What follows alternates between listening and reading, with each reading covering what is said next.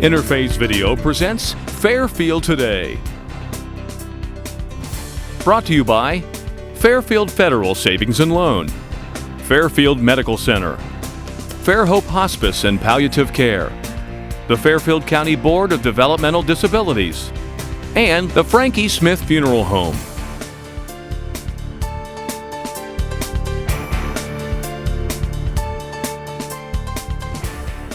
Hello and welcome to Fairfield Today. My name is Rick Schneider, community educator with FairHope Hospice and Palliative Care, and joining me is FairHope's CEO, Denise Bauer. Denise, good to see you. Always good to see you, Rick. It's always a good time when Denise and I get together. And, Absolutely. We have a mystery guest between us. Would you, Is she a mystery guest? Yeah, Oh, nobody my knows who she is, so I thought maybe you could Oh, I'd love to it. introduce her. Well, this is Twyla Summer, and she is our volunteer manager here at FairHope. Been with us many, many years of fun, right? Right, lots of Yes. fun. Yeah, in fact, I think Twyla and I are about the same seniority. I was going to say we're about the same age, but I didn't want her to whoop me one. But we are been the seniority here about. We're sensitive about age today, right? Yeah.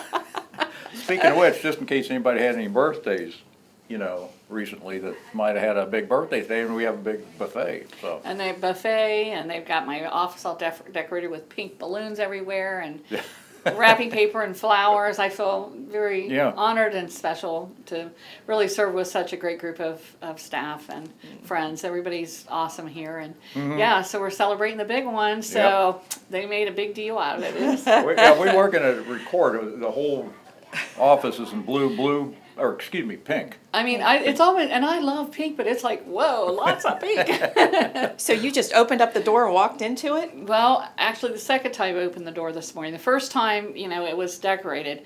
But then I went to our team meeting, and when I came back from the team meeting, there were balloons everywhere. So pink balloons, pink and white balloons. So yeah, I walked in twice to do two different surprises. Wow. So I don't know how they pulled it off, but they were just hoping I didn't get up and leave the meeting and go to my office for Aren't you going to be afraid to go in your office now? Every time you open that door, there's going to be something new. It's all good, though. It's all positive and fun, and it's good. Well, So. I don't think it's more than once, if not once a week, once every other week, we have some kind of potluck or buffet for some reason. Well, Rick, we talk about celebrating life, and we celebrate life with our community and our patients and families, but we try to as a team here too with our staff, because we want them to feel good about what they do and to celebrate their lives as well. So we that's what we blame it on anyway, right? Just always celebrating life, right? Plus we have a lot of good cooks here, so they bring in a lot of food. Oh my gosh, yes, there were some new ones out there today. I was really impressed. So we've got to find things to celebrate so we can have lunch. Absolutely, and since you mentioned the cooking, we have a cookbook which was generated by everybody's recipe in-house. All of our staff submitted recipes, and we did put the desserts first. Right. Which is the way we operate. Life short, eat dessert first, right? That's the way we operate. Well, and the thing is, that was a fun activity, really. But it is fun to go through and make recipes of other people that you know, and it's like, I know I've done that, and then I've gone to them and said, that recipe was really good, I enjoyed it, so it's fun. What happens when you do a recipe and it doesn't turn out good? Well, yeah, I had it, thanks. Yeah, you secretly tell somebody, don't do that. Well, then you ask them to make it for you because yours didn't come out as well, right? Okay, that's a great That's idea. what we could do. There you go. Yeah, mine didn't come out as good as yours. I'm sure yours is better, right? Yeah. Well, we have, speaking of cooking, we always have snacks at this event coming up that we're going to be talking about. What's coming up the second weekend in June? Well, we have our annual Trash to Treasure sale. Ah. Yeah. And where? And it is at the fairgrounds. And when? The sale is actually Friday, June the 7th, and Saturday, June the 8th. And at the fairgrounds, it starts on Friday at 8 a.m. until 4 p.m. and on Saturday from 8 a.m. to 2 p.m. Oh, okay. And Denise, way back, we started that south of town, and it's we did. Evolved and expanded. And, right. Wow. Started out small, and now it's huge. So, I mean, I know that it's often, I'm not usually there at 7 in the morning or 7:30, but there's people lined up ahead of the sale, so there's people that want to get out and get those good deals. But really, there's good deals both days. There's so many things that have been donated that it's just two huge buildings at the Lancaster fairgrounds just full of goodies, right? Well, we actually had to add a third building last year. Oh, well, there you go. Wow. I didn't even realize that. Yes, we had a third building, and I was there, but It was I all walked through furniture. it. So it is expanding. When I think of, we started out, I remember down at the flea market on 33 Yes. in a little gazebo.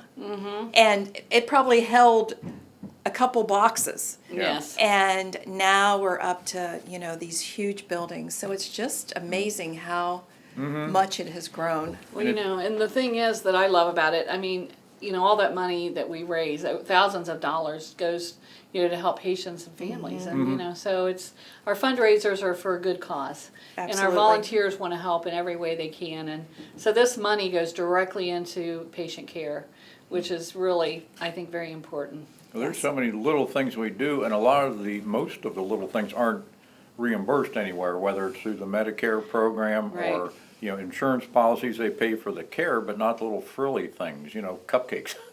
If they want something, if we do little things for the patient or their family, or even certain things like over-the-counter supplies, we'll do whatever it takes to help the families who are in this crisis, and that money comes from things like this. So it is well spent. Right, well, I know in the last couple of years, we've purchased many things with the money from Trash to Treasure. Didn't we? We purchased an extra large hospital bed. And new mattresses. And new mattresses for the Pickering house. We wanted a bed large enough that, if a family member wanted to lie by their loved one, they could, or the big dog wanted to get in bed with the loved one, they could. That's happened. Right, and so, it's a luxury really to have a bariatric large bed, but in our organization we really felt like it was a need that we saw quite often, so our volunteers stepped up and wanted to use that Trash to Treasure money for that.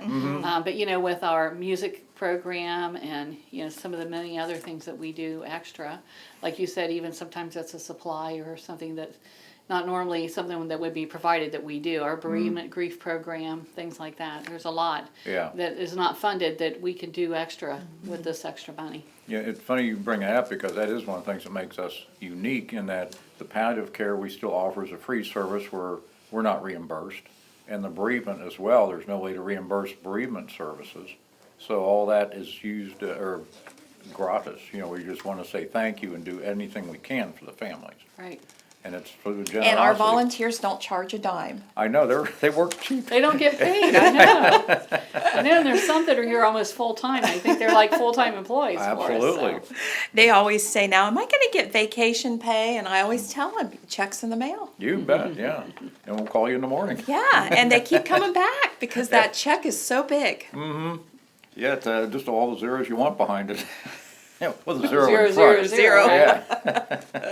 Well, are there any things you don't accept as far as? Yeah, we're finding that over the years we've had things that just don't sell, and then it's up to us to get rid of it at the end of the sale, and that's kind of hard to do at times. So we are not accepting the old big tube TVs.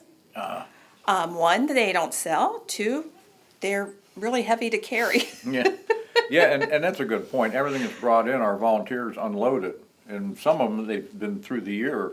Paul, God love him, unloads the stuff from his truck and puts it in his pole barn. So all year long, one of our volunteers, or two of them, have been. Yeah. And then they have to reload it to bring it down. Right, and they don't sell. So, so we're not taking those. We're not taking the big 3-piece couch sets. Oh, okay. And the same thing. Not only that they take up room, but nobody's buying those. I think they're all downsizing. Yeah. Same with the heavy big desk. Oh. They don't sell either, and those are really hard to carry in and carry out. Big entertainment centers. Everybody's wanting to get rid of their big entertainment centers. From the 70s. Yes. All the shells. They're beautiful, but no one, wants to purchase them. Again, the comments are, oh, I just don't have the room in my home, for that anymore because they're downsizing. Yeah. We do not take clothes. We do not take mattresses, and we don't take organs. People have been trying to give us organs. We're not, yeah. Now that's one I hadn't heard about. Body We're organs, we're talking about the organs that you play, Yes. right? Yeah. The other organs are definitely out. I got a couple Okay. of kidneys for you. No, Yeah, no, we can send you somewhere else for that kind of donation. Okay. And mainly anything that is too big and too bulky, we're not going to take this year. Well, I know that you take a lot of items, and that's I'm sure that it'll be packed even with what we do take. There's tons of things. It's priced very well. It's priced to sell. We didn't pay Absolutely. anything for it, so we can, I could say $1 is a very frequent cost, or 50 cents. Golf balls are a couple bucks. Some of them hadn't even been used. They're still in the box. So Yeah. a lot of very good bargains. Absolutely. A lot of Christmas presents that haven't been opened yet. Oh my goodness, there you go. Yeah, so we do get a lot of really good things, and we have so much fun that week. Yeah. We just, it's a time for all the volunteers to get together, get to know maybe one another that they hadn't in the past. And it's just to see them work. And they just, love doing it. And the reason they love doing it, because they know what the purpose is. Absolutely. And it's FairHope Hospice. And you brought up a good point. The volunteers get to meet each other, and a lot of people say, I don't know if I could do that, volunteer there. Well, this is fun. You're at the fairgrounds and you're meeting a lot of very good people. And they're enthusiastically helping because, like you said, it is for a good cause. And the reason they're there is they want to. They're not being paid. They're wanting to. And it's just a fun event, from setting up, and then there's usually a cooler of drinks and some potato chips and Yeah, we usually have some baked goods and water. And I don't know if we sell pop products, but we do have water for sale. Yeah. Well, Denise, I'm starting to see a pattern here. With your birthday today, we had a long buffet. And you were saying that we bring in a lot of food and snacks and baked goods for our staff and volunteers at the Trash to Treasure. It seems like everywhere we go or what we do, hey, who's got a casserole? Well, it's Who's got funny the cake? because one of the newer staff here said, I just don't think I've ever been anywhere that has so many parties. So I'm like, yeah, we try to celebrate when we can, so. We honestly do, and they always talk about morale. You don't raise it falls from the top and comes down, and Denise is all for it. If somebody wants to celebrate or just for no reason, let's do something for I do a lot of things for no reason. But we have a lot of layouts of food and just snacks and just, we haven't done it in a while. Let's do it again. So we'll be right back.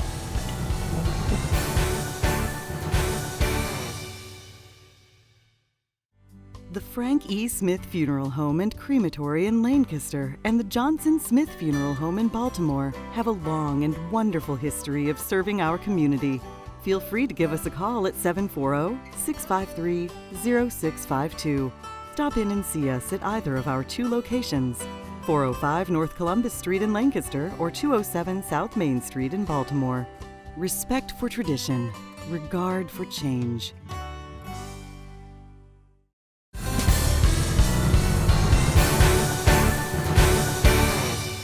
Hi, my name's Rick Schneider, community educator with FairHope Hospice and Palliative Care, home of the Pickering House, and with me is Denise Bauer for the second half. And Denise, I don't know, Twyla's either changed a little bit or we have a new guest on here. Well, we have a new guest, and we have Tammy Cates, and she's one of our nurses. Our nurse case manager is here at FairHope, and so we're glad to have her today. She does a lot of good things for us. Thank you for having me. And it is interesting to actually talk to the people who do the work, who go into the homes when the door closes. It is just the nurse and the person who is ill, sometimes a family member. And I guess, Tammy, how did you get started as a FairHope nurse? Were you in hospice before us, or?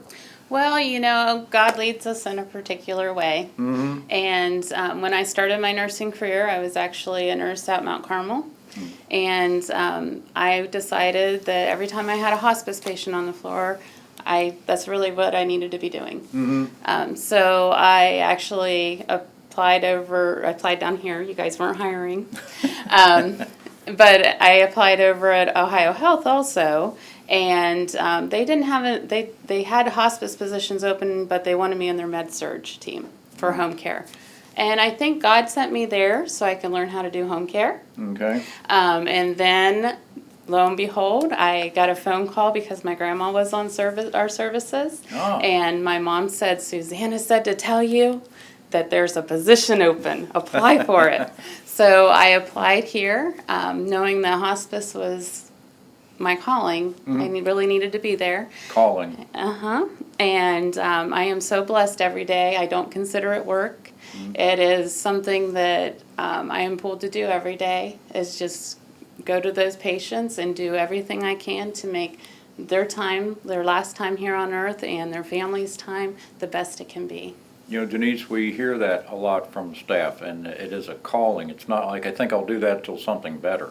Right. It's, you know, for me, there's nothing else I'd rather do, Right. and I'm not the nurse. Right. We get, I mean, hear that from our nursing, really all of our staff, but especially our nursing staff. And I think that makes a special difference. You know, we get a lot of compliments on our care, but when you're caring from the heart and you feel like this is what you're supposed to do, like Tammy, the care is extra special. And Tammy and the other nurses and staff go above and beyond really to do everything they can to make these families comfortable. She's just not talking here. She is honestly sincere about it. You know, They didn't pay me that much to do that. Yeah, I didn't pay her anything. We didn't even prompt her for this, okay? Yeah. But no, it's, I mean, you know, I mean, we had Shelley on that sang, you know, a couple months ago. I mean, it's just everyone has their talents and their gifts, and they bring those to FairHope, and that's what makes the care here, I think, so extraordinary, is that everyone has a gift to share, and they do that from their heart. And so Tammy is no exception there. She does a lot of good things for us. And we work not only as a team, but a family. When one nurse has an issue and needs some figuring out, the doctors, the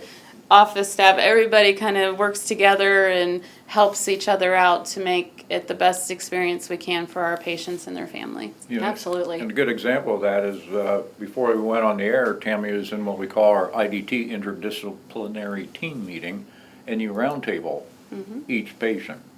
What, I guess, is there an easy way to say what's that meeting like? The meetings are exceptional. When I first came to FairHope, I was so in awe that we have these meetings with our medical directors, because it gives us a chance to ask questions and have those responses right there from our medical directors and from other team members who might have more experience in that area.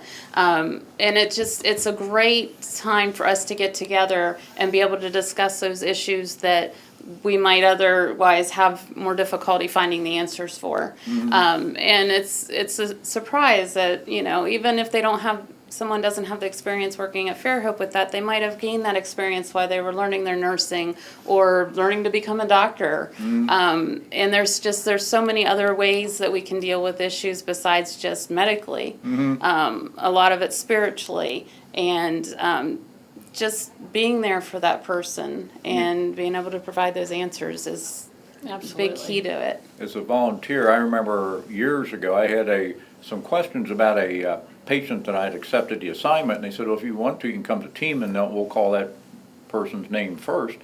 And it was so interesting that as a volunteer, I came in and I was on equal plane with all the medical staff, but they listened and they offered suggestions.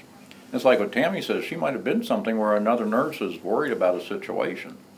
And, you know, you don't think about that when 2 or 3 people are together, but in an open forum like that. Well, and like you said, it's looking not only just at the medical aspect, but the psychosocial and the spiritual. So we have our social workers, our chaplains, our volunteer coordinator, our grief team, you know, our physicians, nurses, everyone's there. So we can, you know, discuss the situation and what can we add to make this person's life the best it can be. And then we're all on the same page. We're all, you know, the families help us develop that plan of care, and from there we share it, and you know, what can we do to help with this or this? And so it is an open sharing. Everyone has equal voice, and you know, when we actually memorialize the patients that have died the week before. So that also gives us a chance to remember those that have been, you know, we've been entrusted with their care, and it gives us a chance to grieve that loss, because you know, our nurses and our staff go through a lot of loss. And they say, how can you do this work sometimes? But it's taken that time to just take a deep breath and just to remember that person, and you know, maybe the goodness that you know, we were able to help with. But then we go through every new patient, and we have a nursing report, and then a social work report, and then a spiritual care report. So all 3 reports are just as equally important for our physicians to use that information to certify that they're appropriate for hospice care. So it's a team meeting that lasts about an hour and a half to 2 hours, because there's a lot of information discussed. So it's a good meeting. And you also hear afterwards, as far as like grief, we'll talk about the passing. Yes. And sometimes you nurses as well follow, like maybe the funeral or something, or? Yes, I actually just went to a funeral about a week ago, and our chaplain and his wife got up and sang at the service. Nice. And it was amazing, and the family was just so appreciative because we become part of that unit. In their last days, it's almost important as when you have a birth. Yeah, it is. And you become part of that unit, and a lot of people ask me that question, how can you do that job? Because it's, they don't know how I could do that, but it's a huge blessing to be able to become part of that unit at such a difficult time. Oh, yeah. Well, one of the offshoots, I go to the visitation of all the ones I've been assigned to, and now they used to have the storyboard, more or less, now it's a video. I'm thinking, holy mackerel, when I met the person, when you meet them, they're terminally ill. They've lost a lot of weight, they've had a lot of procedures done, and they don't look as they used to.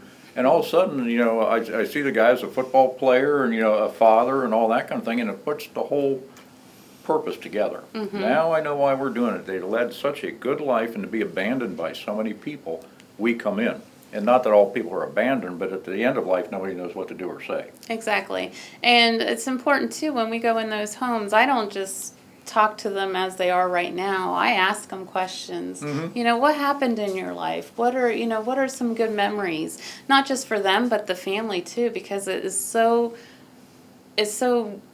rewarding to know where they've come from and how far they've come in their life, and to remind them that those are important too. Not just those that they're struggling right now, but look at everything you've done before then. And most people don't think there's very much to it, but when they start reflecting on those years, it brings them peace. That's one of the things I've learned at the end. You're not going to waste your breath, so you're not going to talk as much about weather, even if it's some casual mention. It's actually very important at the end of life, when time is so important, for them to bring it up. And I have a patient I'm assigned to now, and we got to talk about cars somehow. He's about 90, and he's been sleeping a lot. And he said, yeah, he used to have a Plymouth, and they had the push buttons in the center where the horn is, and that's like a 57 or 58 Plymouth. I go, yeah, I have one of those. Anyway, I have a big binder full of car ads taken out of Life magazine and all that. And he was thrilled to look at that kind of thing, but his family had been through it so many times, and I can understand that. I'm new, or So they you're have new. somebody new to share those stories with. That's Yeah, good, right? Yeah, and I'm sure you've probably heard family yeah. stories. Here we go again, Yeah. but you haven't heard it, and it's so important for them. And, Denise, really, Tammy's a perfect example of nursing is in there, but that's not really as much That's what not you what do. we do. No. One of my favorite things I got to do for one of my patients is she started to pass very suddenly, and she was at a nursing facility, and she was completely with it still. And she just asked me, I asked her, I said, what can I do for you? And she hadn't eaten any lunch, she didn't want anything, but she just came up with the thing, I want some chicken noodle soup.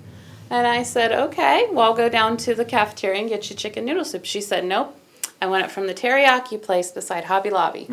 And her whole family sitting there looking at each other because nobody wanted to leave. She was really going through the stages end of life quickly. And I said, okay, I'm going. Who wants anything? And I was able to run over there, get her soup, because I knew the nurses at the nursing facility had things under control too. And I was able to do that for her. She ate half a bowl of chicken noodle soup Nice. and passed. Wow. And she was so happy, and she passed with a smile on her face. Thank you. And what people don't realize, not only did you give the person at the end of her life happiness, the family, that you put that much effort and responded to a suggestion, really. Yep. Who would have thought she was serious, she actually wanted it?